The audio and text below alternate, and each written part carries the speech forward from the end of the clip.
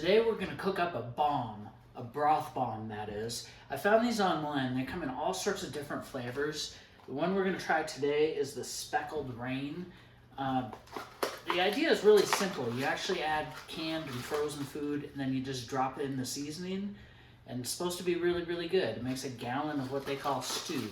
The idea is really simple. You just take a bunch of frozen, canned, fresh foods, chop it up, and you can put it all in a pot.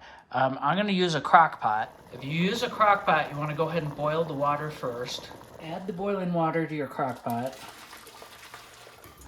I like to rinse my beans. Add those to the crock pot. And I'm using pinto beans and a chili sauce, so I'm going to go ahead and leave those unrinsed so we get some of the sauce in there.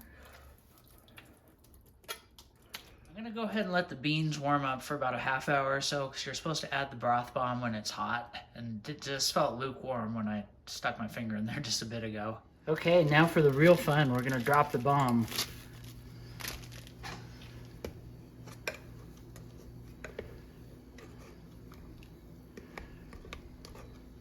Then go ahead and add all the fresh stuff, the canned stuff, and the frozen stuff, and mix that all in.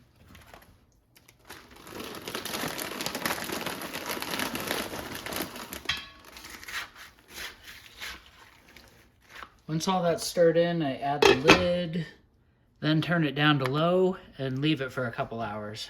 A couple hours later, it's looking pretty good. And if you're wondering how I knew what to put in this, each little seasoning bomb has a suggested recipe. They're all very easy. A lot of them you can use canned or frozen food. Back of the box suggests adding a little bit of oil at the end, 3 tablespoons. So here's some olive oil. Back of the box also said to try this with rice or bread, so I'm trying some rice.